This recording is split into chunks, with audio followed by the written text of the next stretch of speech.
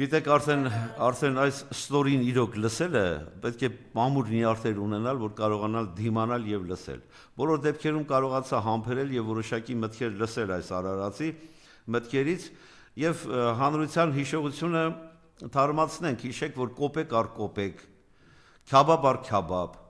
հերթականությամբ գալիս է։ Հիմա արդեն Range Rover այլ Range Rover, Brabus այլ Brabus է հայտարարում։ Լավ, ինքը արդեն իրանից էլ չի զզվում նման նույն մտքերը ձևակերպելու համար։ Գյումրիում հավաքվել էին մոտավորապես 137 մարդ մոտ, որից 130-ը իր ուսապարկերն ու իր կառավարության ներկայացուցիչներն էին։ 7 քաղաքացի գուցե լիներ կամ չլիներ գյումրեցի։ Լավ, դուք երևանցիներով գնացել եք Գյումրում քաղաքապետ էիք ընտրում։ Ինչ ստահակություն, ինչ ստորություն։ Իբրև թե 300-350 միլիոնի հետ կապված պատերազմ են մղում, վերջին պատերազմն է, որ ընդդիմադիրները կարողանան պահել։ 7 տարի իշխանության ես, 7 կոպեկ վերադարձրել ես։ Ամբարո ստախոսությամբ զբաղվելով հայտարարում է, թե իբր դատարանի կայացված որոշումներ կան օրինական ուժի մեջ մտած։ Իրենց պաշտոնական հաղորդագրություններում մեկի ժամանակ հրապարակել են։ 19 վարույթի շրջանակում 7 հաշտություն է եղել, 4-ով դատարանի կողմից վճիռներ են կայացվել, որոնցից որևէ մեկը ուժի մեջ չի մտել։ Դրանք բողոքարկման փուլում են։ 7 տարի նորից կրկնում է Սաշիկ, նորից կրկնում է Ռոբերտ Քոչարյան, Սերժ Սարգսյան, Միշիկ եւ այլն։ Լավ, 7 տարվա մեջ դու 1 կոպեկ չես կարողանում վերադարձնել։ Ինչ որ մի Range Rover-ը վերադարձրել 10-15 հազար $-անոց, որ արդեն վաղեմիության ժամկետն անցած մեքենա, եւ դա է քո վերադարձրածը։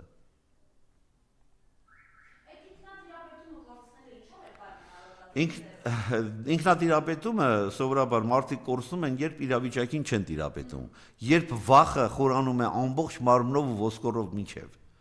Սրա վախը այնքան է խորացել, որ հիստերիան գնալով ավելի շարունակվում է, եւ շատ բժիշկներ ճիշտ են ասում, որ երբեմն նաեւ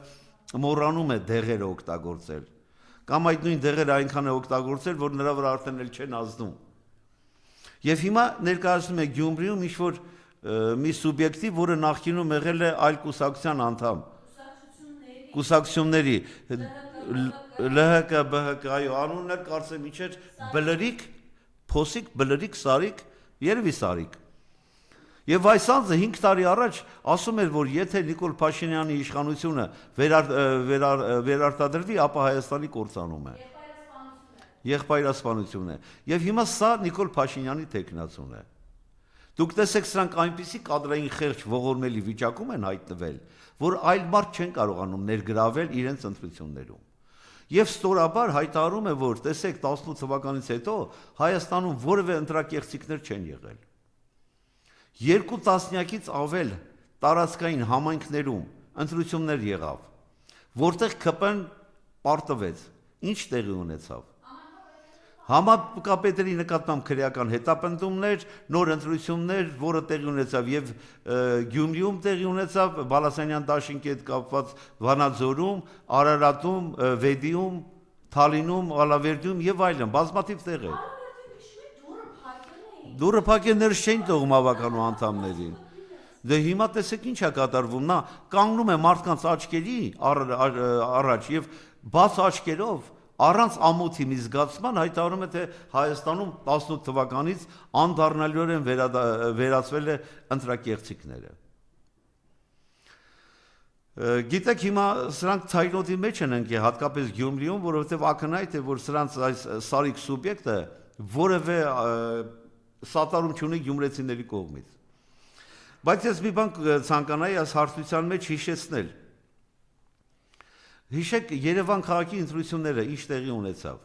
Շատ գործիչներ, շատ քաղաքական ուժեր որոշեցին հայտարարել Երևանի քաղաքապետարանի ավական ընտրությունները բոյկոտելու մասին։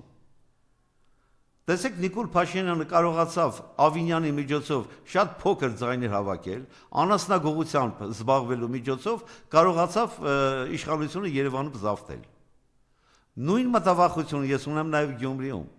Չնայած բոլոր հարցումները ցույց են տալի, որ առաջին 3 տեղերում այլ սուբյեկտներ են, որոնցից մեկը նույն Վարդան Ղուկասյանն է, նախկին քաղաքապետը, որի նկատմամբ եւս ռեպրեսիոն գործողություններ սկսեցին զենք ունենալու առումով ասֆալտին փռելով, ապօրինի գույքի հետ կապված բռնակալության գործընթաց են սկսել եւ այլն։ Երկրորդ քաղաքական ուժը բնականաբար դուք տեսեք 7 տարի է իշխանության են։ Վարդան Ղուկասյանի գույքերի մասին նոր իմացան։ 7 տարի է իշխանության են։ Վարդան Ղուկասյանի կողմից զենք պահել չպահելու մասին նոր իմացաք։ Այս բռնությունները Գյումրիում շարունակվելու են։ Այնտեղ բավականին լուրջ ազդեցություն ունի նաև Ռուբեն Մխիթարյանը, պրոդյուսեր, եւ երրորդը Մայր Հայաստան շարժման աջակից Կարեն Սիմոնյանը, որոնք շատ խելացի գործողություններ իրականացրեցին Գյումրին որպես այդպիսին ազատ տնտեսական գոտի ստեղծելու եւ այդ ուղղությամբ նույնիսկ ստորավակ կազմակերպելու առումով։ Այսինքն հիմա պարոն Պետրոսյան, եթե նորից գանք իր այդ վիճակին, ինքը հասկանում է, որ այլևս մերժելի է, շատ օրինակ միշտ զուգարանը տանում են Գյումրիով եկել ես, Գյումրիով էլ գնալու ես, եւ գյումրեցիների մոտ այլևս այդ Գիտեք, ես ցավ եմ ապրում, որ հիմա մենք հասել ենք Գյումրի ընտրություններին։ Մենք այս հարցը կարող ենք լուծել Երևանի ավականու ընտրությունների ժամանակ։ Եթե միասնաբար ընդդիմությունը, միասնաբար գործեր ընդդեմ Նիկոլ Փաշինյանի։ Այս հարցը արդեն վաղուց Երևանում լուծված կլիներ։ Տա Աստված, որտեղից սկսել է այնտեղով ավարտը լինի սա, Գյումրիից սկսեց այս ամեն ինչը։ Գյումրին այստեղ մեղք չունի, պարզապես այս սրիկաների ոհմակը Գյումրից սկսեցին քայլելով գալ Երևան։ Բայց Գյումրիում ես համոզվածություն ունեմ վերարտադրվելու որևէ շանս չունի։ Գումանած նաև լուրջ մտավախություններ ունեմ, որ սրանք Գյումրիում լուրջ ռեպրեսիաներ են սկսելու, անցալելով, որ Սարիկը որևէ աջակցություն չունի հասարակության գյումրեցիների կողմից, ըստ առանձին լրատվական տեղեկությունների սկսելու են լուրջ տեղեկատվություններ հավաքել ընդդիմադիր գործիչների վերաբերյալ մասնակիցների, ավականու անդամների, որպեսզի կարողանան հանրության աչքերին թոս փչելու միջոցով փորձեն իրենց Սարիկի դեմքը բարձրացնել։ Դուք տեսեք, սրանք այնպիսի խղճուկ կադրային քաղաքականություն են վարում, ինչպես ասեցի, որ նախքին ոչ ԿՊԱ-ական Սարիկին են ներկայացնում։ Վահագն Ալեքսանյան սուբյեկտ կար, որը էլի ՀՀԿ-ի թե Բարգավաճի սուբյեկտ էր, բերել են վարչության անդամ են դարձրել։ Եվ այսպիսի արտահայտություններ անող, որ Ալեն Սիմոնյանը հավերժ մարմնավաճառ է, հիմա իրենց վարչության անդամ է դարձել։ Նույնիսկ Սարիկը, ինչպես ասեցինք, որ քննադատում էր ԿՊԱ-ականներին, հիմա ԿՊ-ի սրտի տեխնացուն է դարձել։ Խոսում է ընտրությունների կեղծիքների մասին, այն դեպքում, երբ իրենց վարչության 10-11 անդամների ընտրության ժամանակ կեղծիքներ իրականացրեցին։ 1000 հոգու ընտրության ժամանակ բազմաթիվ կեղծիքներ իրականացրեցին վարչության անդամների հետ կապված։ Հարան մասին իրենց Երևանի քաղաքապետարանը, որ այսպես զարթել են, որը աշխատակցի Ոչ միայն քաղաքապետարանի, Թալանի մասին խոսում են ընդամենը 2 տարվա ընթացքում Երևանի քաղաքապետարանի եւ վարչական շրջանների, միայն Երևանի մասին է խոսքը, ավելի քան 8 տասնյակ քրեական գործ է հարուցվել։ Գերակշիռ մասը կաշառքի վերաբերյալ, պաշտոնական դիրքի չափաջարաշումների վերաբերյալ։ Վերջերս նորից էլի անց ձերբակալվեց փետրվարի 4-ին, աղբանության հետ կապված կարծեմ վարչության պետներ թե բաժնի պետը կոնկրետ չեմ հիշում։ Այնքան շատ են սրանց կողմից արդեն կոռուպցիայի հետ կապված սուբյեկտները, որոնց քանակը իրենք եւս չեն կարողանում հաշվել։ Կոռուպցիայի մասին են խոսում ներողություն։ Նույն Էջմիածնում այդ Դիանան ինչ է անում։ Իր սկեսուրի, սկեսրարի, իր ամուսնու հետ կապված պայմանագիր է կնքում։ Հրազդան քաղաքի քաղաքապետը իր ընկերոջ կազմակերպության հետ կնքել է 400 միլիոնից ավել պայմանագիր։ Արարատի վեդի քաղաքապետ այդ կոկորդիլոսների մասնագետը Գարիկ Սարգսյանը իր քեռու հետ պայմանագրեր է կնքում։ Տեսեք, ազգային ժողովի падգամավորը ազգային ժողովի ամբիոնից հայտարարում է, որ անիֆի հետ կապված գործով, որը տարիներ շարունակ քննվում է եւ միլիարդավոր դրամների լուրջ մսխում ու վատում տեղի ունեցավ, կոնկրետ հարց է տալիս, որ 1.5 միլիարդ դրամի Անիվ հիմնադրամը պայմանագիր է կնքել, Անիվ հիմնադրամի ղեկավարը որպես այդպիսին Ավինյանն էր, իր կնոջ ընկերուհու հետ։ Ազգային ժողովի ամբիոնից այս ազգուրացը կանգնում ոչ մի adekvat պատասխան չի տալիս։ Ինչ կոռուպցիայի մասին է խոսքը։ 2 օր առաջ կոռուպցիայի դեմ պայքարի կոմիտեի տեխնացուներն էին մասնակցում։ Հանձնաժողովի 5 անդամներից ամենաակտիվ սուբյեկտը իրավական, ճակերտավոր բնականաբար, հարցերը Իհոնեսյանն է տալիս։ Իհոնեսյանը, որը գործում է արդեն հանրապետության բոլոր բնակավարների մասնագետ դառած։ Սրանց կադրերը սրանք են։ Եվ հիմա շատ կարևոր մի տեղեկատվություն էլ հրապարակվեց հարկային տերորը, որ հանրապետությունն իրականացնում են, հա։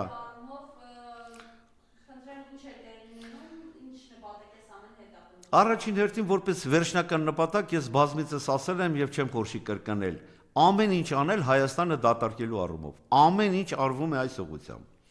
Հիմա տեսեք, բազմաթիվ հարկային տերորի ուղղություններ, կարմիր գծեր, տրանսպորտի թանկացում, գույքահարկի թանկացում, աղբահանության թանկացում, փոքր ու միջին ձեռնարկատերերի նկատմամբ հարկային լուրջ տերոր ու ճնշում, որ ուղղված է արդեն գրեթե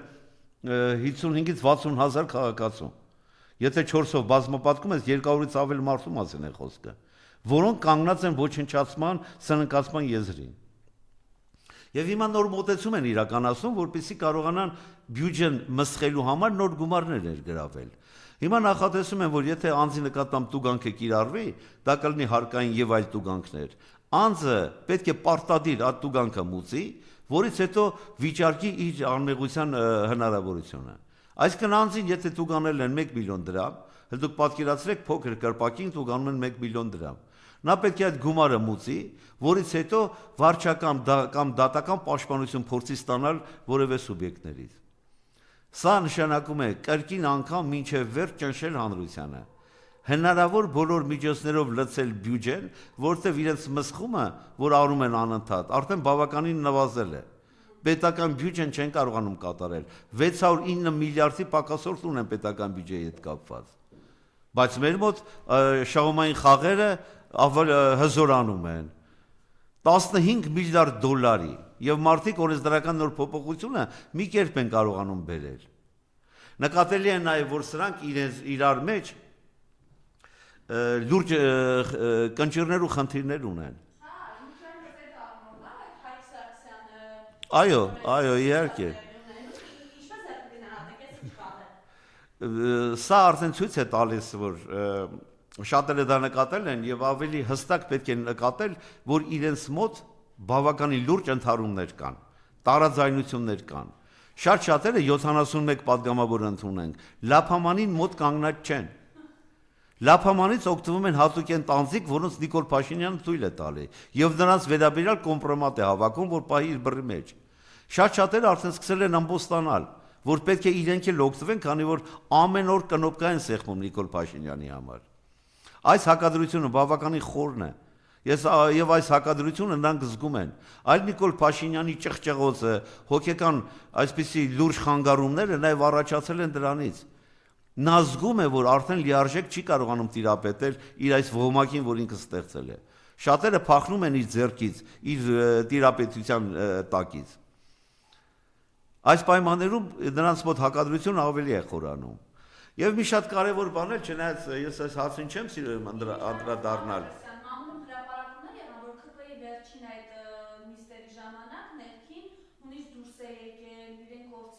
Հունից դուրս է եկել հենց նույն իրավիճակում կապված Գյումրիի հետ։ Այսինքն հայտարարությունը հետևյալն է, իրենք այդպես են մտածում, եթե Գյումրին պարտվեց, նշանակում է իրենք ամբողջությամբ են պարտվել, եւ պատասխան են տալու յուրաքանչյուրը։ Այս սպառնալիքը Նիկոլ Փաշինյանն ուղղել է եւ ԿՊԱ-ականներին, եւ նախարարներին, եւ իրեն սատարող այլ ուժերին։ Այդ դրա համար է նա հունից դուրս գալիս։ Եվ նաև մի կարևոր հանգամանք, ես չեմ սիրում անդրադառնալ ընդդիմադիր դաշտում իրար հետ հակադրություններ ունեցող սուբյեկտներին, եւ միշտ ասել եմ ընդդիմություն ես չեմ լինելու երբևէ։ Բայց մի շատ կարևոր բան կար այստեղ, որ երկու կողմին, իդեմս Սերժ Սարգսյան եւ Ռոբերտ Քոչարյան, որ քննադատում են ով է բերել Նիկոլին, այս հարցը թողնում եմ մի կողմ։ Բայց մի շատ կարևոր արձագանք եւ նարատիվ է արդեն ձևավորվում, որ Նիկոլ Փաշինյանը եւ իր կողմնակիցներն են սկսել մտածել Նիկոլ Փաշինյանին ով է բերել։